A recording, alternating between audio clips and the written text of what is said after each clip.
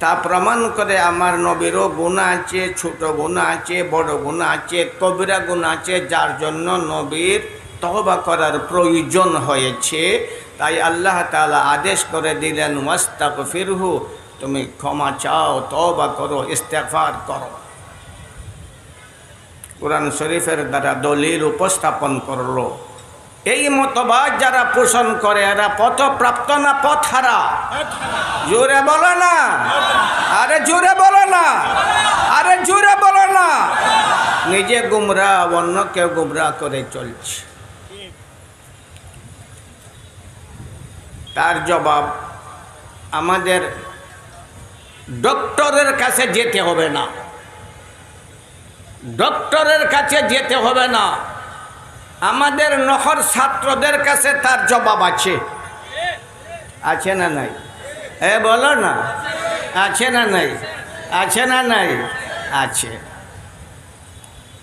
আজকের যুগে বড় বড় শিক্ষিত, বড় বড় ডক্টর, বড় বড় আল্লামা, তাদের সংখ্যা অনেক বেশি।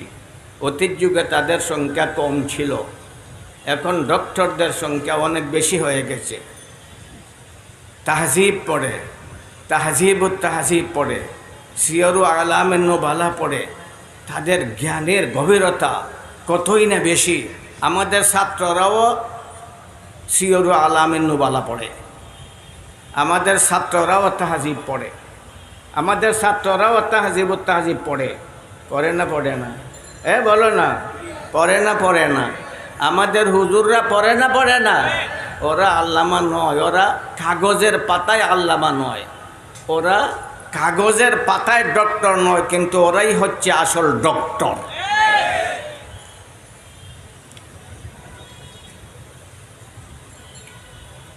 আমাদের প্যারা নবী মুহাম্মদুর রাসূলুল্লাহ সাল্লাল্লাহু আলাইহি ওয়াসাল্লামের কোনো পাপ ছিল না, তিনি নিষ্পাপ। সকল নবী রাসূলরা নিষ্পাপ, আর আমাদের নবী সকল নিষ্পাপদের সর্দার। আমাদের নবীর ব্যাপারে আল্লাহ রাব্বুল আলামিনের কালামে রয়েছে, লাকাদ মান্নাল্লাহু আলাল মুমিনিনা ইয বাআসা ফীহিম রাসূলাম মিন আনফুসিহিম ইয়াতলু আলাইহিম আয়াতিহি ওয়া ইউযাক্কিহিম। আমাদের নবী প্রেরিত হয়েছেন উম্মতদেরকে গুনাহ থেকে পবিত্র করার জন্য। তার একটা লকব বা উপাধি হচ্ছে মুযাক্কি। উম্মতকে গুনাহ থেকে তিনি পবিত্র করবেন, সেই লক্ষ্যে তিনি আবির্ভূত হয়েছেন। আল্লাহর ভাষায় তিনি মুযাক্কি, পবিত্রকারী, পবিত্র করা তার দায়িত্ব। আপনাদের কাছে আমার জিজ্ঞাসা, আমরা যে উযু করি পানির ধারা, পবিত্র হওয়ার জন্য না অপবিত্র হওয়ার জন্য? কথা বলেন না। পবিত্র হওয়ার জন্য। পানি যদি হয় না পাক, তাহলে কি ওই পানি আপনাকে পাক করতে পারবে? বলো না, সহজ কথা, সহজ কথা। কিন্তু যাদের অন্তর বাঁকা তারা ওইটা বুঝবে না, বুঝলেও মানবে না। পানি মানুষকে পবিত্র করে, কিন্তু ওই পানি যদি স্বয়ং হয় অপবিত্র, নাপাক, তাহলে কাউকে পবিত্র করতে পারবে না। সুতরাং পবিত্র করতে হলে পানি পবিত্র হতে হবে নিজেই।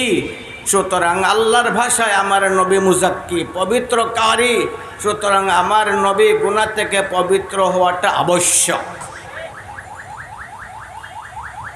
নবী করিম সাল্লাল্লাহু আলাইহি ওয়াসাল্লাম একা একা যখন নামাজ পড়তেন, বিশেষ করে রাতের বেলা যখন আমার নবী নামাজ পড়তেন, লম্বা লম্বা নামাজ পড়তেন, দীর্ঘক্ষণ দাঁড়িয়ে থাকতেন। ফালা তাসআল আন হুসনিহিন্না ওয়া তুরিহিন্না, ফালা তাসআল আন হুসনিহিন্না ওয়া তুরিহিন্না। তো সুন্দরভাবে ধীর গতিতে নামাজ পড়তেন। এত দীর্ঘক্ষণ নবীজি নামাজের মধ্যে দাঁড়াতেন। তার প্রিয় হযরত আয়েশা সিদ্দিকা রাদিয়াল্লাহু তাআলা আনহার বাসায় এত দীর্ঘক্ষণ নবীজি নামাজের মধ্যে দাঁড়াতেন। দাঁড়াইতে দাঁড়াইতে আমার নবীর পা স্ফীত হয়ে যেত, ফুলে যেত, কখনো কখনো ফেটে যেত। সজিদা করতেন এত লম্বা, সাহাবাদের ভাষায় 50টা আয়াত তিলাবত করতে যতটুকু সময় লাগে প্রায় এত সময় দীর্ঘ সজিদা করতেন, রুকু করতেন, কওমা করতেন। এমনিভাবে আমার নবী দীর্ঘক্ষণ নামাজ পড়তেন, কষ্ট করতেন, কাঁদতেন। আমার নবী কাঁদতেন, এত কান্নাকাটি করতেন। কখনো কখনো ঈশার নামাজের পরে কান্না শুরু করতেন, ফজরের ওয়াক্ত হয়ে যেত, এত কান্নাকাটি করতেন। ওই সবগুলা প্রত্যক্ষ করতেন ফকিহাতুল উম্মাহ আয়েশা সিদ্দিকা রাদিয়াল্লাহু তাআলা আনহা। একবারের কথা, মা আয়েশা রাদিয়াল্লাহু তাআলা আনহা আমার নবীর এই অবস্থা দেখে প্রশ্ন করতে বাধ্য হয়ে গেলেন, নবী কেন এত কষ্ট করবেন? নবী এত কষ্ট করবেন কেন? এত দীর্ঘক্ষণ দাঁড়াবেন কেন? এত তওবা কেন করবেন? 70 বার, দিনে কয়বার? 70 বার। 70 থেকে 100 বার আমার নবী তওবা করতেন, ইস্তেগফার করতেন। মা আয়েশার মনের মধ্যে প্রশ্ন জাগলো, প্রশ্ন করে বসলেন, সব প্রমাণ প্রশ্ন, সব প্রমাণ দলিল সহ প্রশ্ন করে বসলেন। বুখারী শরীফের মধ্যে আছে, মা আয়েশা সিদ্দিকা রাদিয়াল্লাহু তাআলা আনহা নবী করিম সাল্লাল্লাহু আলাইহি ওয়াসাল্লামকে সওয়াল করলেন, ইয়া রাসূলুল্লাহ, আপনার ব্যাপারে আল্লাহ ঘোষণা করেছেন লিয়াগফির লাকাল্লাহু মা তাকাদ্দামা মিন যামবিকা ওয়া মা তাআখার। আল্লাহ বলেছেন তোমার কোনো পাপ নাই। লিয়াগফির লাকাল্লাহু মা তাকাদ্দামা মিন যামবিকা ওয়া মা তাআখার এর অর্থ মা আয়েশা সিদ্দিকা রাদিয়াল্লাহু তাআলা আনহার ভাষায় নিষ্পাপ। তার অর্থ বলো না, মা আয়েশার ভাষায় তার অর্থ কি? নিষ্পাপ। লিয়াগফির লাকাল্লাহু মা তাকাদ্দামা মিন যামবিকা ওয়া মা তাআখার, তোমার ব্যাপারে আল্লাহর ঘোষণা, তোমার কোনো পাপ নাই, তোমার জীবন নিখুঁত নির্মল পাপ মুক্ত। তাহলে এত তওবা ইস্তেগফার কেন? এত লম্বা নামাজ কেন? এত কান্নাকাটি কেন? প্রশ্ন করে বসলেন মা আয়েশা সিদ্দিকা রাদিয়াল্লাহু তাআলা আনহা। নবী করিম সাল্লাল্লাহু আলাইহি ওয়াসাল্লাম জবাব দিলেন, আফালা আকুনু আবদান শাকুরা, আমি কি আল্লাহর কৃতজ্ঞ বান্দা হব না? আমাকে আল্লাহ নিষ্পাপ করেছে, আমাকে আল্লাহ পাপ মুক্ত করেছে, এই পাপ মুক্ত হওয়ার বিরাট মর্যাদা আল্লাহ আমাকে দান করেছে, আমি কি আল্লাহর শুকরিয়া আদায় করব না? সুতরাং আমার নবীর কান্নাকাটি, আমার নবীর 100 বার 1000 বার ইস্তেগফার, আমার নবীর লম্বা লম্বা রুকু আর সাজদা, আমার নবীর তওবা, ওই সবগুলা হচ্ছে আল্লাহর শুকরিয়া আদায় করার জন্য, গুনাহ মাফির জন্য নয়। আপনারাও তো নামাজ পড়েন, নামাজের পরে 3 বার পড়েন আস্তাগফিরুল্লাহ আস্তাগফিরুল্লাহ আস্তাগফিরুল্লাহ, এমনটা আসে না নাই? নামাজের পরে তসবিহগুলোর মাঝে আসে না নাই? নামাজ পড়ে গুনাহ করছেন, নামাজ পড়ছো গুনাহ করছো, ইস্তেগফার করলা কেন? ইস্তেগফার করলা কেন? ওই মোল্লাকে, ওই বামে যে বসা আছে অমিগঞ্জি মোল্লা, হ্যাঁ না বাবু বলে, নামাজের পরে ইস্তেগফার পড়েন না পড়েন না? নামাজ পড়ে গুনাহ করছো, ইস্তেগফার করলাই কেন? ইস্তেগফার কি জন্য করলাই? পেশাব পায়খানা করলাই, পেশাব পায়খানার প্রয়োজন হয়েছে, বাথরুমে গেলায়, পেশাব পায়খানা থেকে বাইরে হওয়ার সময় দোয়া পড়েন না? কি পড়েন? আল্লাহ মাগফিরলি বলো না, আল্লাহ। পেশাব কইরা গুনাহ করছো, তুই আর পেশাব কইর না। পেশাব করে যদি গুনাহ হয় তাহলে পেশাব করতে পারবা না। পায়খানায় যাওয়া যদি গুনাহ হয় তাহলে পায়খানায় যেতে পারবা না। বোঝা গেল পেশাব পায়খানা করা কি পাপ? এ কথা বলেন না, পেশাব পায়খানা করা কি পাপ? তাহলে প্রস্রাব পায়খানার পরে ইস্তেগফার করলা কেন? তওবা করলা কেন? কেন তওবা করলা? ওইটা কি গুনাহ মাফির জন্য? নামাজ পড়েছো, আল্লাহকে সজদা করেছো, ওইটা কি পাপ করেছো? তাহলে নামাজের পরে ইস্তেগফার করলা কেন? কথাটা বুঝে আসে না? আসে না? বোঝা গেল ইস্তেগফার শুধু গুনাহ মাফের জন্য নয়, ইস্তেগফার শুধু গুনাহ মাফের জন্য, তওবা শুধু গুনাহ মাফের জন্য নয়, আরও বিভিন্ন কারণ আছে তওবা ইস্তেগফার করা। একটা হাদিসে আছে, ইমাম মুসলিম রহমতুল্লাহ আলাইহির মনের মধ্যে একটা আনন্দ ছিল, গর্ব আর অহংকার তো বলা যায় না, আনন্দের দ্বারাই আমরা তাবির করি। ইমাম মুসলিম রহমতুল্লাহ আলাইহি মনের মধ্যে একটা আনন্দ ছিল যে আমার কাছে এমন একটা হাদিস আছে যে হাদিসটা একদম ত্রুটিমুক্ত, একদম ত্রুটিমুক্ত, নিখুঁত একটা হাদিস আছে। ওই হাদিসটা আমি বুখারীর সামনে গিয়ে পেশ করব। ইমাম বুখারী রহমতুল্লাহ আলাইহির কাছে গেলেন, গিয়ে হাদিসটা বর্ণনা করলেন অত্যন্ত আনন্দ মনে। তার ধারণায় হাদিসটা একবারে নিখুঁত, নির্মল, নির্দোষ, ত্রুটিমুক্ত। হাদিসটা হচ্ছে যে প্রত্যেক নামাজের পরে আর প্রত্যেক মাহফিলের পরে নবী করিম সাল্লাল্লাহু আলাইহি সাল্লাম পড়তেন সুবহানাকাল্লাহুম্মা ওয়া বিহামদিকা আশহাদু আল্লা ইলাহা ইল্লা আনতা আস্তাগফিরুকা ওয়া আতুবু ইলাইক। আছে না নাই? বলো না হুজুররা, আছে না নাই? তোমরা তো বলবা আছে, দেখছো আছে কি নাই? আছে হুজুর, বলো না, সাহায্য করো। সুবহানাকাল্লাহুম্মা ওয়া বিহামদিকা তাসবিহ আছে না নাই? সুবহানাকাল্লাহুম্মা ওয়া বিহামদিকা আশহাদু আল্লা ইলাহা ইল্লা আনতা আস্তাগফিরুকা আছে না নাই? ওয়া আতুবু ইলাইকা আছে না নাই? বলো না, জোরে বলো না।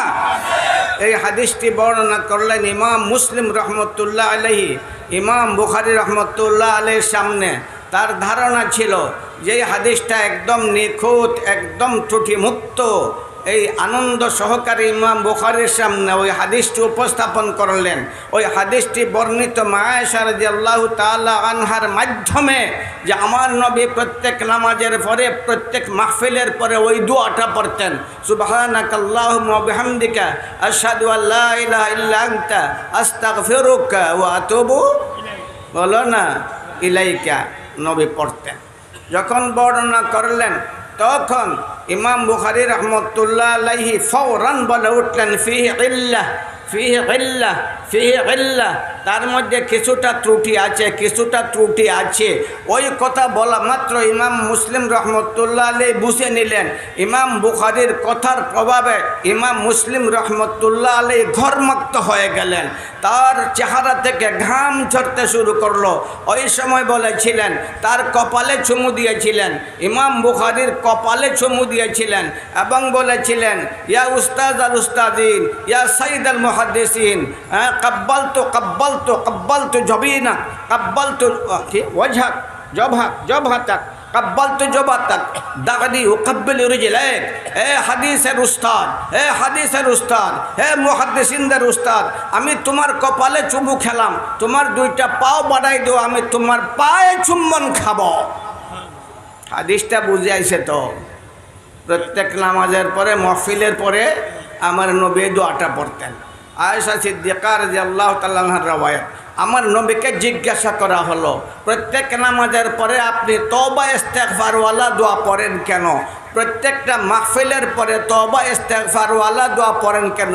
নমাজ তো কোনো গুনাহ নয়, মাহফিল, ইসলামী মাহফিল, কোরআন হাদিসের আলোচনার মাহফিল, ওইটা কোনো পাপের মাহফিল নয়। এরপরও আপনি দোয়াটা পড়েন কেন? আমার নবী জবাব দিলেন, যদি না কোনো ত্রুটি হয়ে যায়, অথবা যদি আমরা লক্ষ্যভ্রষ্ট অথবা লক্ষ্য থেকে আমরা দূরে সরে যাই, এই দোয়া পড়লে আল্লাহ তাআলা আমাদেরকে লক্ষ্যে পৌঁছাইয়ে দিবে। তাহলে নমাজ তার গুনাহ না, নমাজ বলো না গুনাহ না। এর দ্বারা বোঝা গেল তওবা ইস্তেগফার শুধু গুনাহ মাফির জন্য নয়, তওবা ইস্তেগফার কখনো কখনো কৃতজ্ঞতা আদায় করার জন্য, আর তওবা ইস্তেগফার কখনো কখনো নিজের ত্রুটি থেকে নিজের আমলকে একদম স্বচ্ছ রাখার লক্ষ্যে অথবা লক্ষ্যে পৌঁছার জন্য তওবা ইস্তেগফার করা হয়। শুধু গুনাহ মাফির জন্য তওবা ইস্তেগফার নির্ধারিত নয়। কথাটা বুঝে আইছে? বলো না। তাহলে নবীর ব্যাপারে আল্লাহ বলছেন সূরাতুন নাসরের মধ্যে, ইযা জাআ নাসরুল্লাহি ওয়াল ফাth ওয়া রাআইতান নাসা ইয়াদখুলুনা ফি দীনিল্লাহি আফওয়াজা ফাসাব্বিহ বিহামদি রাব্বিকা ওয়াস্তাগফিরহু।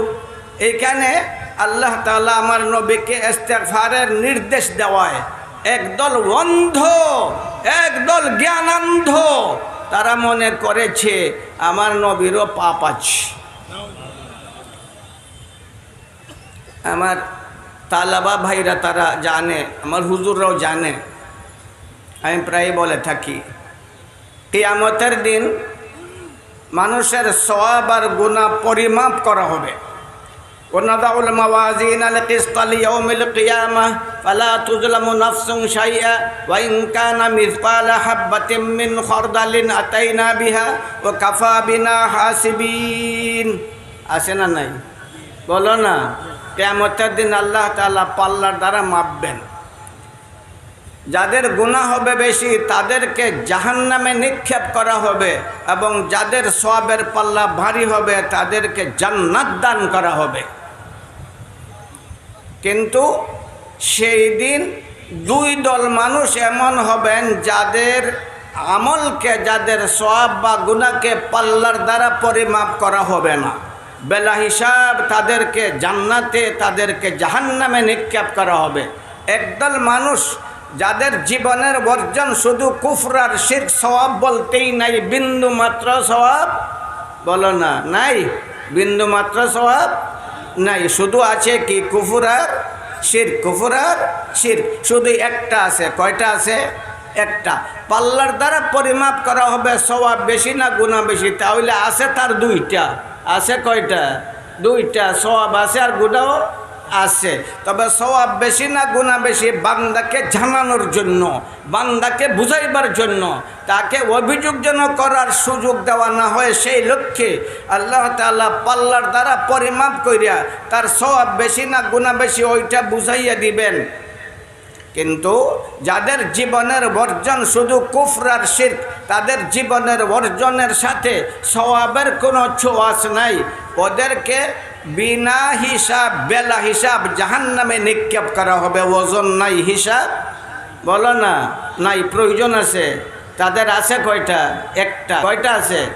একটা। ওইটা কোনটা? শুধু গুনার, বলো না, শুধু গুনার গুনাহ, পাপ আর পাপ, সওয়াব বলতে নাই। সুতরাং মাফিয়া কোনটা বেশি কোনটা কম বুঝাই দেওয়ার কোনো প্রয়োজন নাই।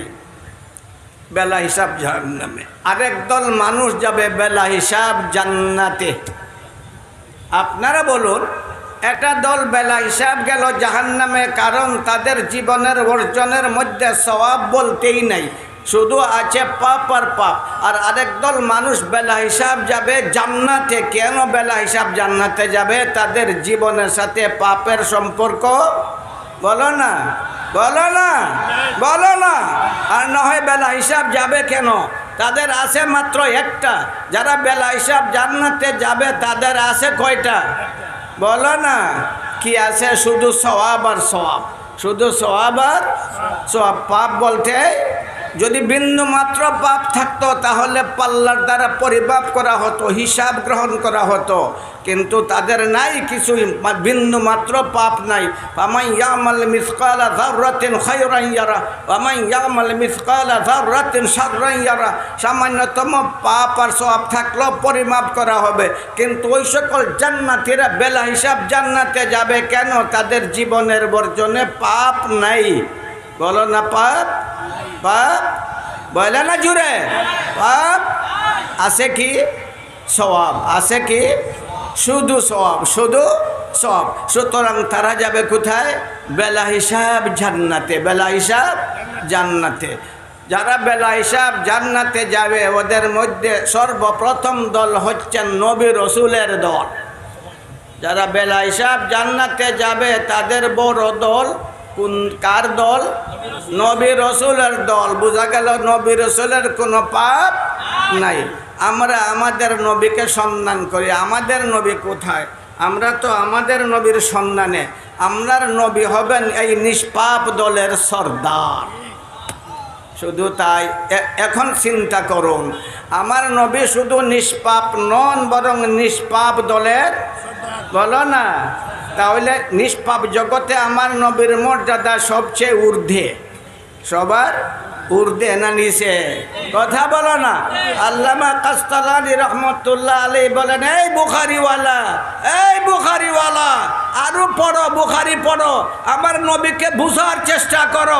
আমার নবীর হাদিস আছে বুখারী শরীফের মধ্যে, সাবউনা আলফাম মিন উম্মতি ইয়াদখুলুনাল জান্নাতা বিগাইরি হিসাব। আমার নবী গর্ব সহকারে বলেন, আমার উম্মতের 70,000 এমন আছে যারা বেলা হিসাব জান্নাতে যাবে।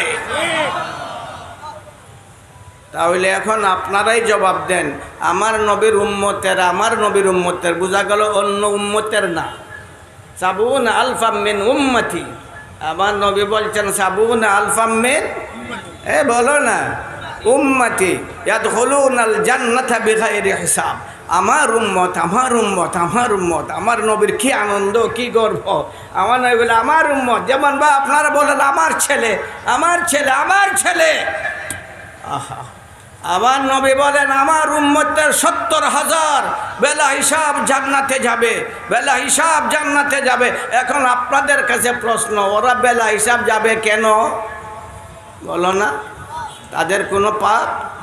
বলো না, পাপ, পাপ, পাপ, পাপ, পাপ, পাপ নাই। ওরা উম্মত না নবী? উম্মত, এই 70,000 উম্মত না নবী? এই 70,000 উম্মতের নবীকে আমাদের প্যারা নবী মুহাম্মদুর রাসূলুল্লাহ সাল্লাল্লাহু আলাইহি ওয়াসাল্লাম। এর দ্বারা বোঝা গেল নিষ্পাপ জগতে আমার নবীর মর্যাদা কতই না দৃঢ় আর কতই না ঊর্ধ্বে। তিনি তো নিষ্পাপ, নিষ্পাপ, শুধু নিষ্পাপ নন, নিষ্পাপ জগতের সম্রাট। শুধু তাই নয়, তার উম্মতের 70,000 তারও নিষ্পাপ। আসুন তিলাওয়াতকৃত সূরার মধ্যে অল্পক্ষণ, বেশি সময় না, অল্পক্ষণ তিলাওয়াতকৃত সূরা নিয়ে আমি আলোচনা করি, তাফসীর না আলোচনা। এই সূরার মধ্যে আল্লাহ তাআলা নবী করিম সাল্লাল্লাহু আলাইহি ওয়াসাল্লামের উপর যে আল্লাহর বিশেষ নিয়ামত আছে, ওই নিয়ামতগুলার উল্লেখ করেছেন। ইযা জা নাসরুল্লাহ ওয়াল ফাতহ ওয়ারাইতান নাস ইয়াদখুলুনা ফি দীনিল্লাহি আফওয়াজা। তিনটা বিশেষ নিয়ামতের আলোচনা করেছেন আল্লাহ, যে সকল নিয়ামত আল্লাহ তার প্রিয় নবীকে দান করেছেন। কয়টা নিয়ামত?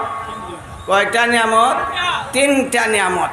প্রথম নম্বর নিয়ামত, ইযা জা নাসরুল্লাহ, আল্লাহর সাহায্য তোমার দিকে আগাইয়া চলছে, আগাইয়া চলছে। আল্লাহর সাহায্য আগেও ছিল, কিন্তু এখন বেগবান হয়ে গেছে। আল্লাহর সাহায্য তোমার দিকে বেগবান হয়ে গেছে, ওই সূত্র দ্বারা আর বন্ধ হবে না, বেগবান হয়ে গেছে। আল্লাহর সাহায্য নবীর জন্য নিয়ামত কি নিয়ামত না? বলো না, নিয়ামত কি নিয়ামত না? সাহায্য কার? আল্লাহ। সাহায্য করলো কে? আল্লাহ করলো সাহায্য, একটা নিয়ামত। দুই নম্বর, ওয়াল ফাত, এ নবী, বিজয় তোমার কদম চুম্বন করেছে। বাতিল আর তোমাকে লাল চোখ দেখাতে পারবে না, বাতিল তোমার উপর আঘাত করতে পারবে না, বাতিল পরাস্ত হয়ে গেছে। কুল জাল হক ওয়া যাহাকাল বাতিল ইন্নাল বাতিলা কানা যাহুকা। এটা নবীর জন্য নিয়ামত কে নিয়ামত না? জয়, বিজয়, ফতাহ, এটা নবীর জন্য নিয়ামত কি নিয়ামত না? এই নিয়ামতটা দিল কে? বলো না, কে দিল? কারে দিল? নবীকে দিল। কে দিল? কারে? নবীকে। দুইটা নিয়ামত। তিন নম্বর, ওরাইতান নাস ইয়াদখুলুনা ফি দীনিল্লাহি আফওয়াজা, তুমি দেখছো মানুষ দলে দলে ইসলাম গ্রহণ করে চলছে। মানুষ বেশি বেশি মুসলমান হবে, ওইটা নবীর জন্য নিয়ামত কি নিয়ামত না? বলো না, তাযাওয়াজুল ওয়াদুদ আল ওয়ালুদ ফাইন্নী মুকাথিরুম বিকুমুল উমাম। আমার নবী, প্যারা নবী মুহাম্মদুর রাসূলুল্লাহ সাল্লাল্লাহু আলাইহি সাল্লামের পর এই তিনটা নিয়ামতের আলোচনা করলেন আল্লাহ সূরাতুন নাসরের মধ্যে। আমি তোমাকে ওই তিনটা বিরাট নিয়ামত দান করেছি, ওই তিনটা নিয়ামতের মোকাবিলায় আল্লাহ তাআলা তিনটা হুকুম জারি করে দিলেন। কের মোকাবিলা? নিয়ামতের মোকাবিলা। বলো না, কের মোকাবিলায়? না গুনার মোকাবিলায়? না নিয়ামতের মোকাবিলায়? নুসরত, আল্লাহর নুসরত আর ফতহ, আর মানুষ দলে দলে মুসলমান হবে। এই যে তিনটা নিয়ামত আল্লাহ তাআলা দান করলেন নবীকে, এই তিনটা নিয়ামত বিরাট নিয়ামত। এই নিয়ামতের মোকাবিলায় আল্লাহ নবীর পর তিনটা নির্দেশ জারি করে দিলেন, ফাসাব্বিহ বিহামদি রাব্বিক ওয়াস্তাগফিরহু, ফাসাব্বিহ বিহামদি রাব্বিক ওয়াস্তাগফিরহু। তাসবিহ পড়ো, তাসবিহ পড়ো। গুনার কারণে বলো না, না নিয়ামত পাওয়ার কারণে বলো না? তাসবিহটা গুনার কারণে না নিয়ামতের কারণে? পাওয়ার কারণে। তাসবিহ পড়ো, তাহমিদ পড়ো, ইস্তেগফার করো। তাসবিহ পড়ো, তাহমিদ পড়ো, ইস্তেগফার করো। এই তিনটা নিয়ামতের মোকাবেলায় আল্লাহ আমার নবীর উপর তিনটা হুকুম জারি করে দিলেন। ওই হুকুমের মধ্যে ইস্তেগফার, ওইটা নিয়ামতের মোকাবেলায়, গুনার মোকাবেলায় নয়। ওইটা নিয়ামতের মোকাবেলায়, গুনার মোকাবেলায় নয়। যারা বুঝে নিয়েছে এটা গুনার মোকাবেলায়, তারা বিভ্রান্ত পথহার হয়ে গেছে। এই জন্য তাফসীরুল কোরআনের বৈশিষ্ট্য হলো, আমাদের মুফাসসিরিনে কেরাম যারা সৌভাগমন করবেন, তারা ওই সব আলোচনা করবেন যাতে আমরা কোরআন শরীফকে সঠিকভাবে বুঝতে পারি। আর না হলে কোরআন শুনেও আমরা ওই বিভ্রান্ত পথহারা। আল্লাহ তাআলা আপনাদের এই বিরাট আয়োজন কবুল করুক। ওয়া আখিরু দাওয়ানা আনিল হামদুলিল্লাহি রাব্বিল আলামিন। আসসালামু আলাইকুম ওয়া রাহমাতুল্লাহি ওয়া বারাকাতুহু।